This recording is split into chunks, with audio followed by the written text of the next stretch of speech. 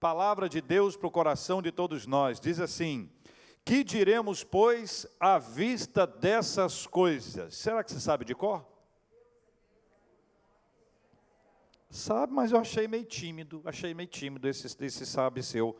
Vamos falar juntos? Que diremos, pois, à vista dessas coisas? Se Deus é por nós, quem será contra nós? Aí vem as explicações, que a gente entender esse processo que é espiritual e passa pelo racional. 32. Aquele que não poupou seu próprio filho, antes por nós o entregou, porventura não nos dará graciosamente com ele todas as coisas? Quem intentará acusação contra os eleitos de Deus? É Deus quem os justifica. Quem os condenará? É Cristo Jesus quem morreu, ou antes quem ressuscitou, o qual está à direita de Deus e também intercede por nós. Quem nos separará do amor de Cristo? Será tribulação, ou angústia, ou perseguição, ou fome, ou nudez, ou perigo, ou espada? Como está escrito: por amor de ti, somos entregues à morte o dia todo. Fomos considerados como ovelhas para o matadouro. Em todas estas coisas, porém, somos mais que vencedores, por meio daquele que nos amou. Leia comigo 38 e 39, por favor. Porque eu estou bem certo de que nem a morte, nem a vida, nem os anjos, nem os principados, nem as coisas do presente, nem do porvir, nem os poderes, nem a altura, nem a profundidade, nem qualquer outra criatura poderá separar-nos do amor de Deus que está em Cristo Jesus, nosso Senhor. Meus irmãos, este texto é uma declaração do amor de Deus por nós. Esse texto é uma declaração do amor de Deus por nós. Sabe quando você precisa ouvir que é amado? Que é amada? É hoje.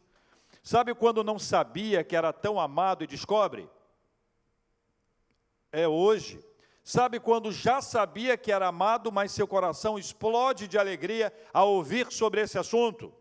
É hoje. Hoje é o dia de trazer à memória o fato de sermos amados pelo Senhor. Deus nos ama tanto que Ele quebrou um distanciamento. Havia um distanciamento promovido pelo pecado. O pecado nos distanciou de Deus. Esse distanciamento foi quebrado pelo Senhor em razão do seu amor. O amor de Deus quebra o distanciamento que havia entre nós por conta do pecado e criou um vínculo profundo e eterno. E assim, pela graça de Deus, somos inseparáveis. Pela graça de Deus, somos inseparáveis. Se Deus é por nós, se Deus é por nós, como saber se Deus é por nós? Como saber se Deus é por nós? Escuta, se nós seguirmos o critério humano é o critério do tá tudo bem, é só vitória. O critério humano é não tenho problema. O critério humano é não me falta nada. O critério humano é eu tenho tudo aquilo que eu já sonhei. O critério humano é o critério que vai tudo bem, que não há problema algum. Se o critério for esse, eita irmãos, se o critério for esse, nós estamos com uma percepção equivocada a respeito do que é o Evangelho e do que é a Palavra de Deus. Todavia, esta é uma questão real na nossa vida. É possível que algumas pessoas compreendam que Deus é por nós, se conosco está tudo bem, se com as pessoas que nós amamos vai tudo bem. Ou seja, o critério humano é o critério do concreto, é o critério do meio metro à minha frente, é o critério daquilo que eu enxergo. Então é possível que algumas pessoas, numa hora de luta, de batalha, de adversidade, de tempestade da sua vida, cheguem a dizer: Deus me abandonou. Deus não está me ouvindo. Só que não houve promessa de Deus de não lutas. Não houve. Não houve promessa de não lutas. Houve promessa de que na luta Ele estaria ao nosso lado. Houve uma promessa de que a presença de Deus jamais se afastaria de nós, independentemente das circunstâncias. As histórias bíblicas nos trazem à memória, refrescam a nossa mente, enchem o nosso coração para nos fazer compreender que as batalhas existem, mas Deus está conosco ao longo de todas as batalhas, que se não fosse a presença de Deus ao nosso lado, nós não resistiríamos, nós não venceríamos, nós não estaríamos de pé. Esses dias eu ouvi uma pessoa me dizendo assim: pastor, eu tenho a impressão de que quando eu olho para trás e vejo pelo que eu passei, eu me pergunto como é que eu consegui. E a nossa conclusão foi que eu não consegui, Ele conseguiu. Quem me ajudou a passar por um processo foi o Senhor. Então, entenda, o critério humano, ele é perigoso. O critério do está tudo bem não é um critério adequado, pelo contrário. Esse texto bíblico nos apresenta uma promessa poderosa: nada pode nos separar do amor de Deus, isto é, do Senhor nós somos inseparáveis. O que prova que Deus é por nós? O que prova que Deus é por nós? A maior e mais contundente prova é Jesus. Todas as vezes que você olhar para uma cruz, você se lembra que aquela cruz é um símbolo de amor. A maior e mais contundente prova é Jesus. Ele é a comprovação de que Deus é por nós. Afinal, o pecado é contra nós. Deus é por nós. O pecado é contra nós. A única forma de não sermos condenados à morte espiritual é o novo nascimento. E sabemos que ele acontece somente por meio de Jesus. A única maneira de termos uma vida espiritual neste tempo ou naquele tempo, no porvir, naquele tempo que virá, que está se aproximando de uma forma absolutamente maravilhosa para estarmos plenamente na presença de Deus, a única maneira disso acontecer é por meio de Jesus. Não há outro caminho. Ele mesmo disse, se você sabe, fale junto comigo. Jesus disse: eu sou o caminho, a verdade e a vida. E disse mais o quê? Ninguém vem ao Pai senão por mim. Tem que passar por Jesus para chegar ao Pai. A Bíblia diz que Jesus é o único mediador entre Deus e os homens. Então, a prova contundente de que Deus é por nós é Jesus. Se não fosse Jesus, nós não poderíamos chegar ao Pai.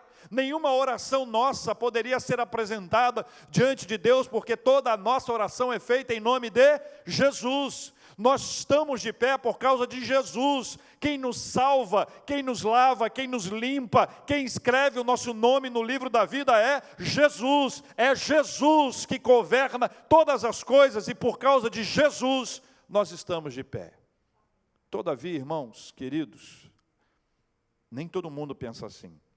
Um estudo realizado nos Estados Unidos pelo Centro de Pesquisa Cultural da Universidade Cristã do Arizona revelou que mais da metade dos entrevistados acredita que alguém pode ser salvo se for bom ou se fizer o bem. Alguém pode ser salvo se for bom ou se fizer o bem. Esse entendimento, ele atribui às boas obras um poder para salvar e extingue o sacrifício ou a necessidade do Salvador. Ele atribui ao indivíduo que faz uma boa obra a possibilidade da salvação ser por meio dele, por meio da boa obra. Então, essa pesquisa aponta duas coisas bem interessantes. A primeira é: se eu for bom. A segunda, se eu fizer o bem, que normalmente é consequência do eu sou bom. Então, quando você pensa que há uma possibilidade de alguém ser aceito na presença de Deus porque é bom, normalmente é porque esta pessoa negligenciou o autoexame, negligenciou aquela varredura que faz o Espírito Santo de Deus em nós para mostrar quem nós somos, qual é a intensidade do nosso coração, qual é a tendência da nossa natureza humana. Então, quando alguém atribui a si a boa obra, fazer o bem ou ser bom, não entendeu o processo. É por isso que diz a Bíblia que Deus não poupou o seu filho. Sabe por quê? Deus não poupou o seu filho porque a única maneira de nós sermos levados à presença do Pai era o Pai entregar o filho. E diz a Bíblia que Ele não poupou o seu próprio filho, pelo contrário, por nós o entregou, e assim o fez para nos ensinar que Ele, Jesus, é o único caminho para a salvação. Deus é por nós, é a prova cabal dessa presença conosco. A prova cabal é Jesus Cristo. 2 textos podem nos ajudar a entender a repercussão espiritual do pecado na nossa vida, para quem ainda acredita que o pecado é alguma coisa que a gente possa ter um flerte com ele. Primeiro, Romanos 3, versículo 23. É provável que você saiba de cor. Todos pecaram e carecem da glória de Deus. Tem uma versão que diz que destituídos estão da glória de Deus. Todos pecaram, o pecado atingiu toda a humanidade. Não há alguém que não seja pecador. João chega a escrever, ele diz que se a pessoa diz que ela não é pecadora, ela é mentirosa. E Jesus diz que o pai da mentira é o diabo, então fica pior ainda.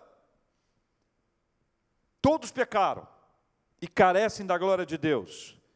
O mesmo Romanos, capítulo 6, versículo 23, porque o salário do pecado é a morte. O salário do pecado é a morte. Entenda, Jesus, Ele veio, Deus entregou Jesus para reunir toda a família na casa do Pai. Era necessário para que nós fôssemos juntados, unidos e levados à presença do Pai, que Jesus fosse entregue e Ele viesse para nos buscar. A lógica de Paulo é a seguinte: se Deus já nos deu o seu Filho, muito mais haverá de nos conceder. Então, a lógica é, olha, Ele já fez o maior, Ele já deu a coisa mais extraordinária, Ele já fez a doação mais generosa, não há nada maior do que Jesus. Então, se o Pai entregou o Filho, imagine que Ele não pode negar muitas outras coisas que Ele é capaz de nos conceder em razão da sua graça e da sua misericórdia. Esse texto bíblico tem uma promessa poderosa: nada pode nos separar do amor de Deus, isto é, do Senhor nós somos inseparáveis. Se Deus é por nós, quem nos acusará ou condenará?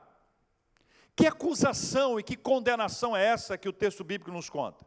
O texto narra que aqueles por quem Deus é, eles são chamados de eleitos de Deus. É uma expressão muito importante da gente compreender. Esse texto diz que aqueles que são amados pelo Senhor são chamados de eleitos de Deus. A expressão é clara e aponta para escolhidos.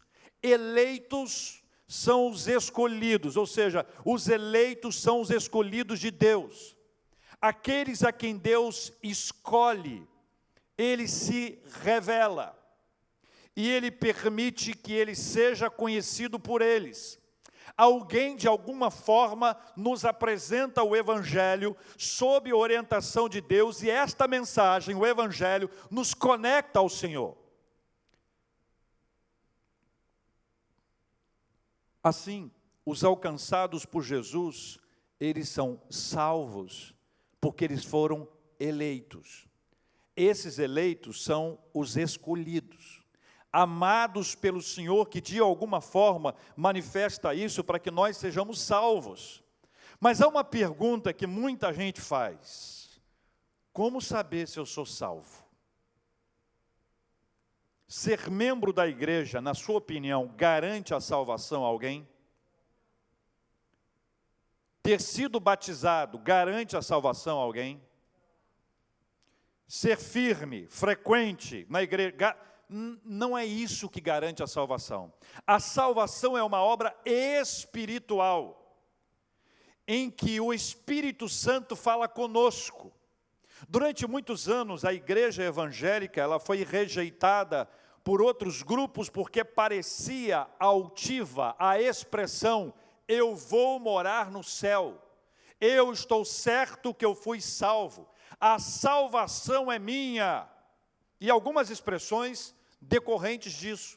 E a postura, eventualmente, naquela época, poderia parecer realmente uma postura de soberbia, uma altivez. Todavia, a Bíblia nos assegura a bênção de sermos salvos e a convicção de que eu sou salvo me mantém animado e feliz para viver a minha vida na presença do Pai. Então eu não vivo para Ele para ser salvo, eu vivo para Ele porque eu fui salvo. A minha postura é de gratidão, é de louvor ao Senhor, porque o Evangelho alcançou a minha vida e o Espírito Santo me tocou internamente, e esse Espírito Santo me assegura que eu sou filho de Deus. Mas tem um texto que ajuda a gente a entender isso.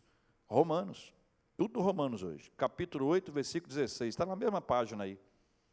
Capítulo 8, versículo 16, diz assim: o próprio Espírito testifica com nosso espírito que somos filhos de Deus. Como é que eu posso saber que eu sou salvo, pastor? Você já teve uma conversa com Deus em que você perguntou para Deus assim: será que eu já pequei contra o Espírito Santo? Porque o único pecado imperdoável é o pecado contra o Espírito Santo.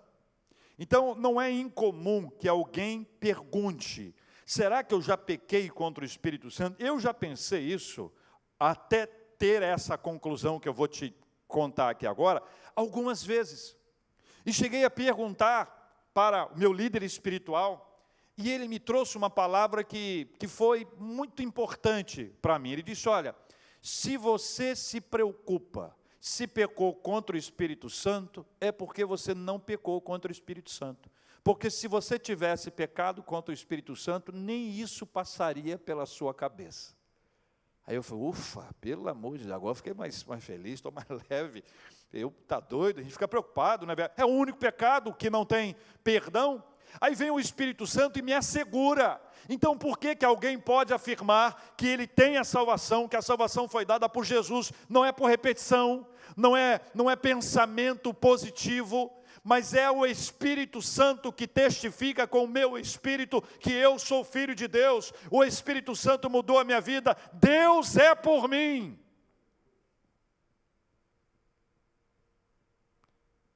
Então, tem duas questões que tem aqui, a acusação e a condenação. Mas espera aí, eu sou filho de Deus, que acusação é essa? É a acusação de que eu não mereço? Bem-vinda a acusação. Se você ouvir no seu ouvido, se você ouvir no seu espírito que você não merece a salvação, responda para quem está falando no seu ouvido: sim, é verdade. Isso aí, maravilha. Pode continuar, essa aí foi fácil. Porque nenhum de nós merece a salvação. A salvação não é uma questão do mérito humano, não é um mérito das nossas obras, é mérito divino, é mérito da obra de Cristo. Ou seja, nenhum de nós pode assegurar a salvação por meio da obra, como nós já vimos anteriormente. Então, quando alguém nos acusa, quando há uma acusação, nós precisamos lembrar que Deus não acusa a ninguém. Quem nos acusa é a própria carne e o diabo. E ele quer nos acusar, quer trazer os nossos pontos fracos, ele sabe quais são. E à medida que esses pontos fracos eles são apresentados, muitas vezes nós queremos resolver a questão da acusação na presença de Deus. E queremos dizer para Deus: Senhor, eu estou ouvindo aqui uma acusação, e eu começo num processo de autopunição. As pessoas se flagelam por causa disso. Elas se boicotam por causa disso. Elas se machucam por causa disso. Por causa disso, algumas pessoas se afastam de Deus, que começam a ouvir que não merecem, elas vão se afastando de Deus. Elas deixam a igreja, deixam a adoração, deixam a oração, deixam a leitura da Bíblia, fazem tudo aquilo que aquela pessoa a quem interessa que a gente acredite nisso. A quem interessa que nós nos afastemos de Deus.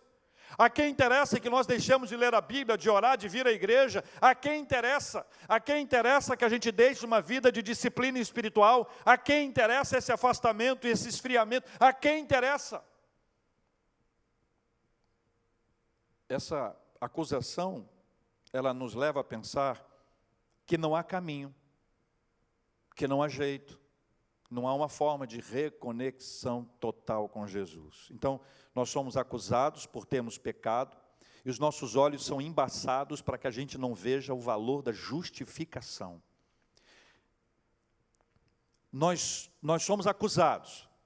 Essa acusação do pecado, essa acusação de que nós não somos adequados, de que nós não temos méritos, ou de que nós não temos valor suficiente para nos aproximar de Deus, ela vai embaçando a nossa mente, a nossa visão espiritual, para nos impedir de alcançar o sentido da justificação.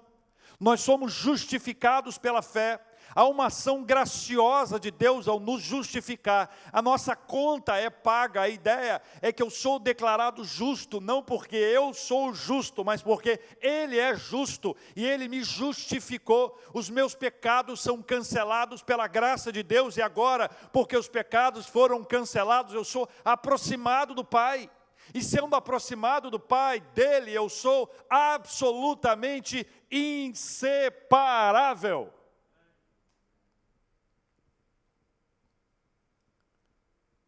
João escreve, diz assim: se confessarmos os nossos pecados, Ele é fiel e justo para nos perdoar os pecados e nos purificar de toda injustiça.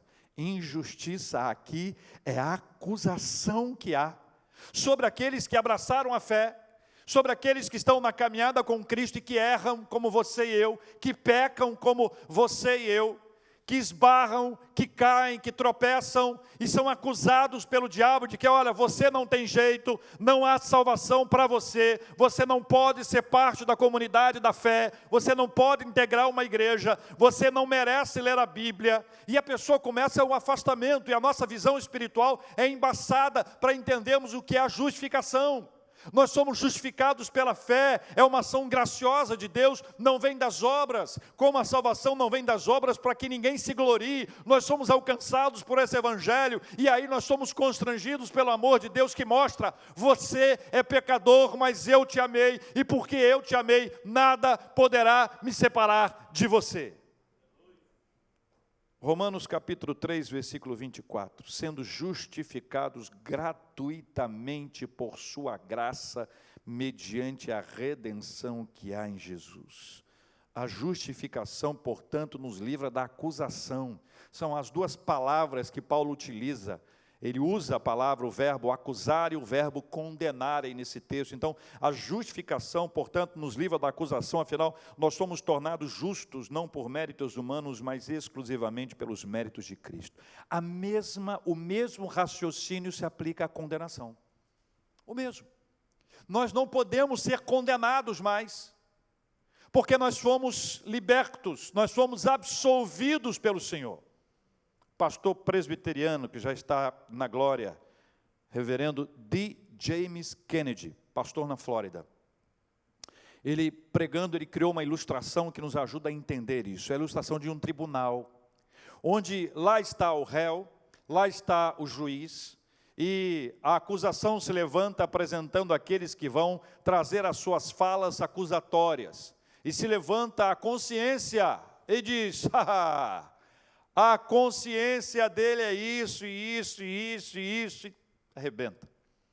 Depois se levanta uma outra testemunha de acusação, o coração.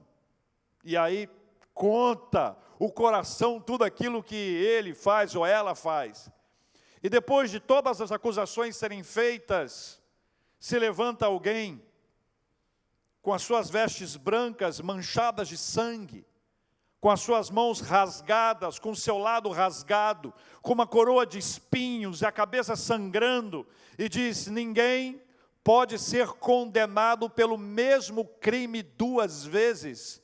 Eu já paguei a pena dele. Ele está absolvido, não há condenação sobre aqueles que foram alcançados pelo poder e pelo amor de Deus, porque do amor de Deus nós somos absolutamente inseparáveis. Quem nos separará do amor de Cristo?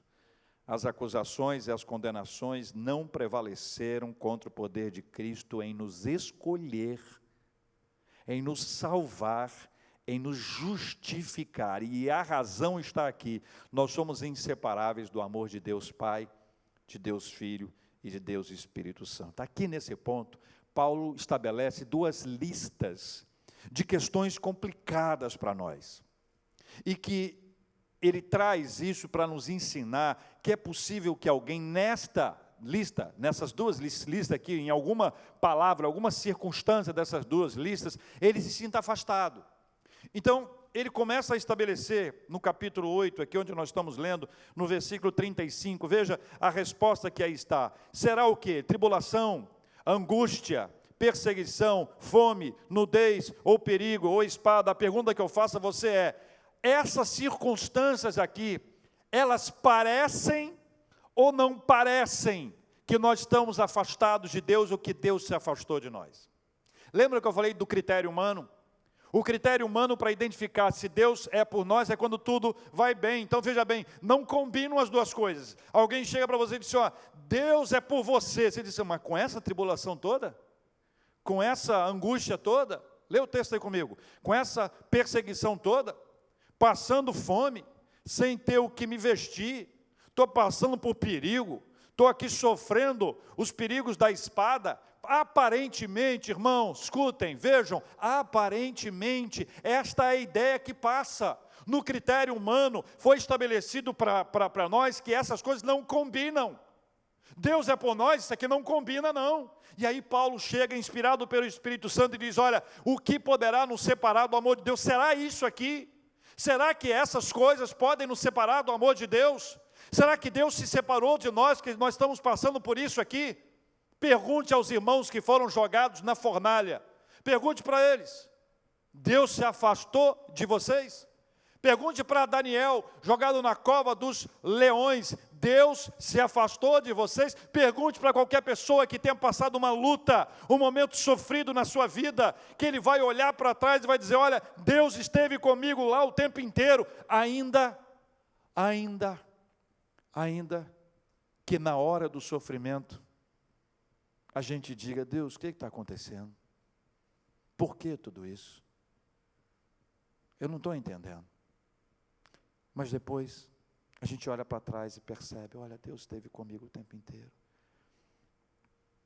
A segunda lista é mais ampla e é mais complicada, mas eu quero lembrar a vocês a resposta que Paulo dá à primeira lista antes disso. Versículo 37.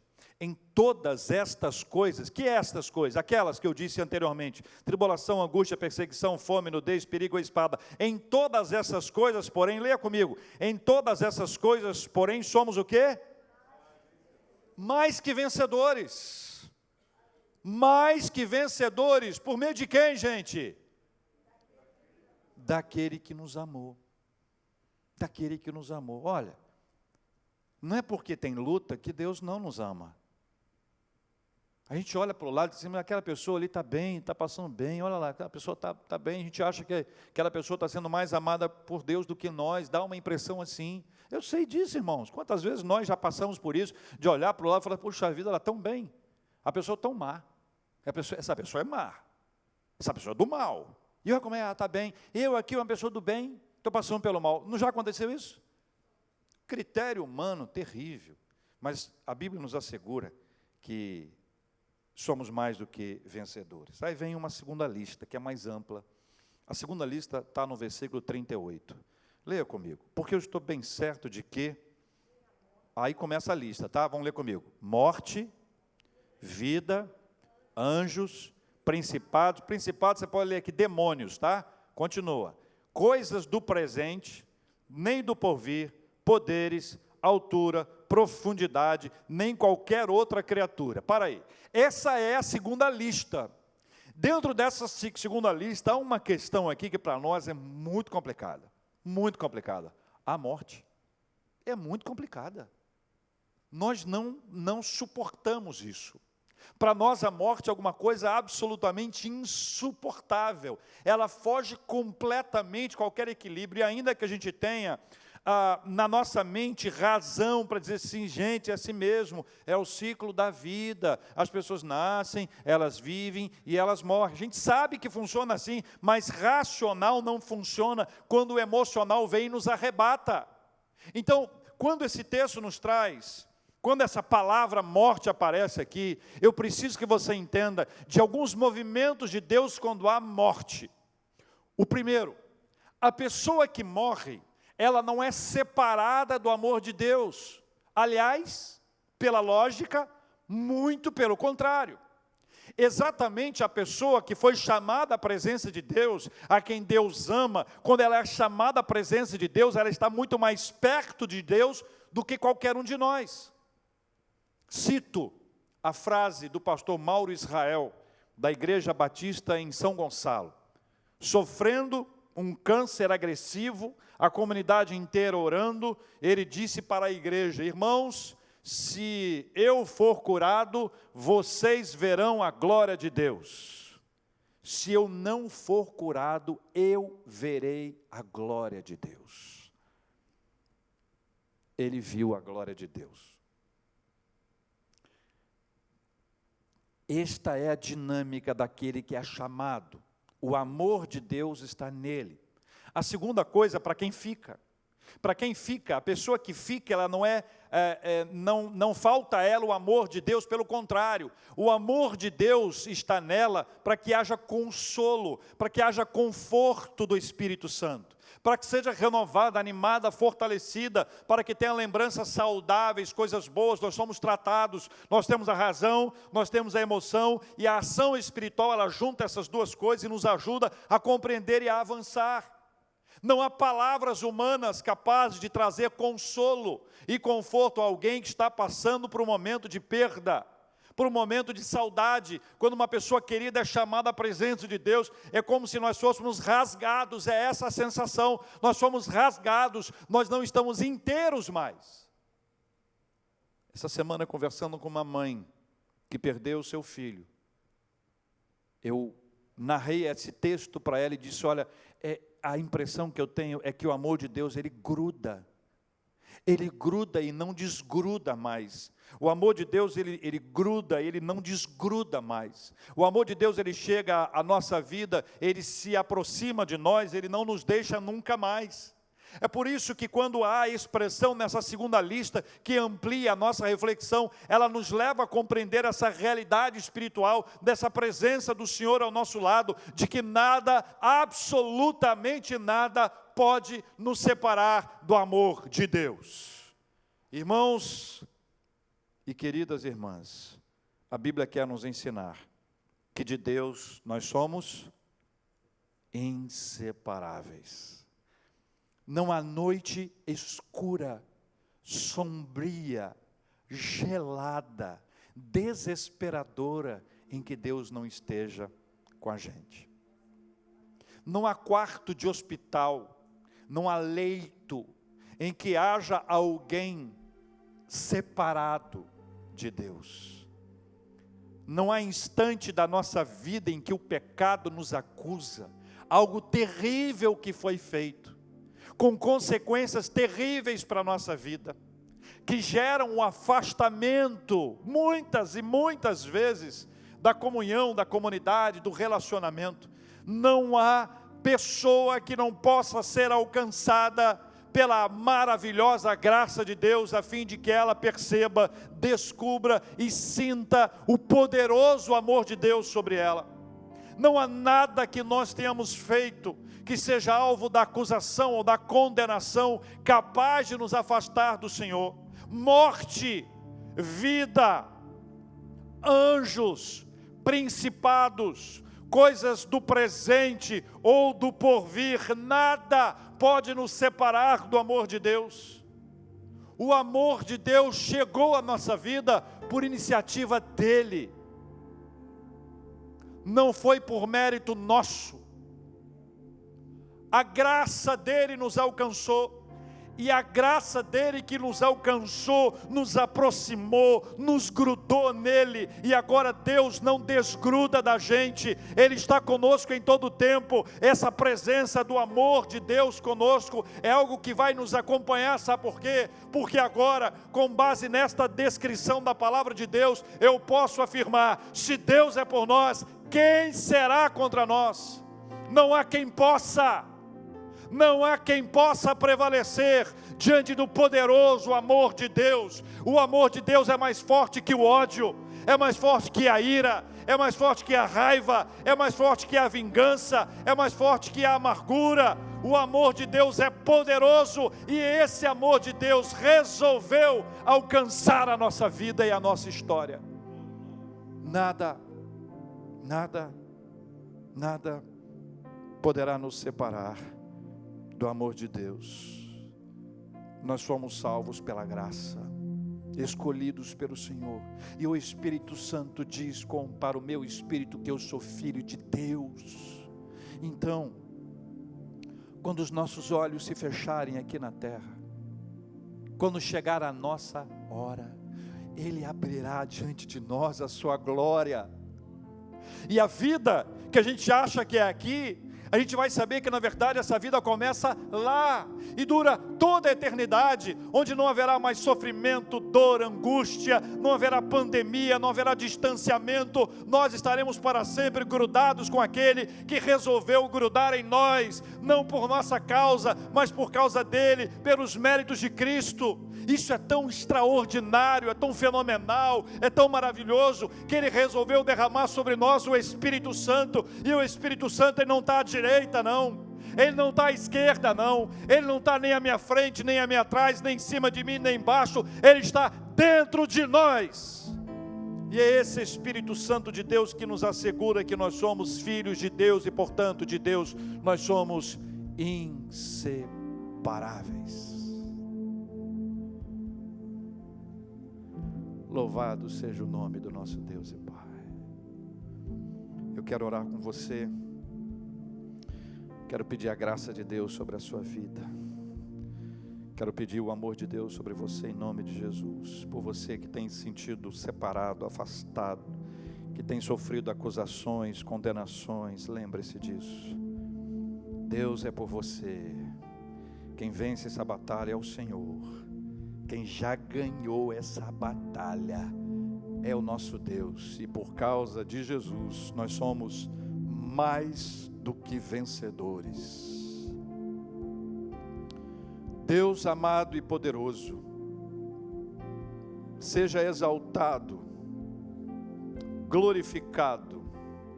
Nós te honramos, ó Deus, nós celebramos na tua presença, porque o Senhor está conosco. Nada pode nos separar do Senhor, do seu amor. Nós somos inseparáveis. Ó Deus querido, louvado seja o teu nome. Eu oro por aqueles, ó Deus, que têm se sentido afastados, que estão caminhando à distância, porque houve um esfriamento, resultado do pecado.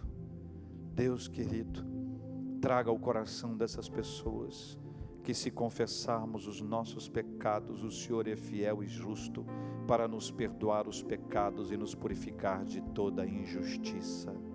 Que não há condenação, não há acusação, porque o Senhor é quem nos livra e é quem nos justifica. Escreva isso no coração do teu povo, ó Deus, que o Senhor já pagou na cruz do Calvário pelos nossos pecados, e por causa do sangue de Jesus nós somos lavados e remidos, e somos tornados em novas criaturas, para a glória do teu santo nome. As coisas velhas se passaram, e eis que tudo se fez novo. Deus amado, opera esta verdade em nós, em nome de Jesus.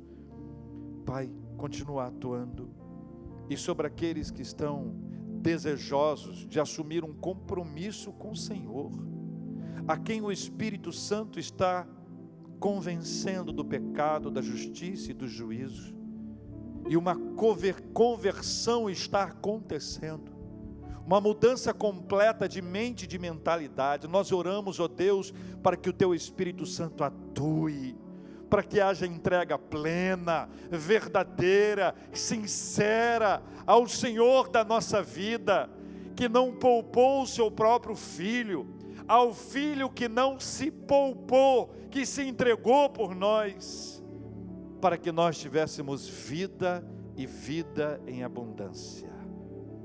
Deus querido, nós oramos para que assim seja. Oramos pelos teus filhos e filhas que têm passado por lutas e dificuldades, ó Deus, que numa hora como essa se sentem sozinhos. Permita que o teu Espírito Santo se revele a eles, para que eles saibam que não estão e nunca estiveram e nunca estarão separados do amor do Senhor. Oramos por quem está vivendo momentos de enfermidade, clamamos ao Senhor pela bênção da cura, Senhor Deus, em nome de Jesus. O Senhor é o médico dos médicos e nós clamamos a Tua, Senhor Deus, visita cada organismo, visita cada órgão desse corpo, cada célula desse corpo, visita, Senhor Deus, esse organismo para que ele funcione bem para a glória do Teu santo nome. Aqueles que estão medicados, abençoa a medicação, abençoa o trabalho dos médicos, da equipe da área de saúde.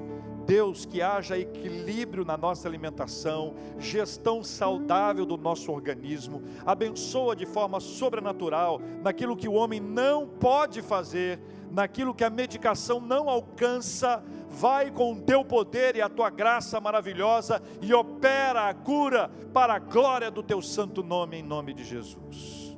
Oramos, ó Deus, por aqueles que estão entristecidos, chorando e clamando ao Senhor pelo consolo. Oramos, ó Deus, pela família dos nossos queridos Aramis, pela família do pequenino Benício, pela família do casal Francisco e Eda, pela família da irmã Ezir, pela família da Indalina, pela família do Eduardo, que sobre todas estas famílias enlutadas e tantas outras que no Brasil choram a perda de um ente querido, e fora do nosso país tantas outras pessoas cujas casas estão esvaziadas e a alegria se esvaiu, que o Espírito Santo Consolador opere nessas casas, nessas famílias, nesses corações e mentes, em nome de Jesus. Pai, muito obrigado por tudo que o Senhor já tem nos dado. Nosso coração também se alegra pelas vitórias recebidas. Obrigado a Deus pelas bênçãos concretas que temos recebido, bênçãos que têm batido a nossa porta. Obrigado a Deus pela Tua presença conosco em todo o tempo. Obrigado por sabermos e declararmos hoje que do Senhor nós somos inseparáveis. Obrigado, Senhor. Nossas mãos estão cheias de gratidão. E é por isso que nessa hora nós queremos agradecer e dizer: obrigado, Senhor Deus, em nome de Jesus. Amém.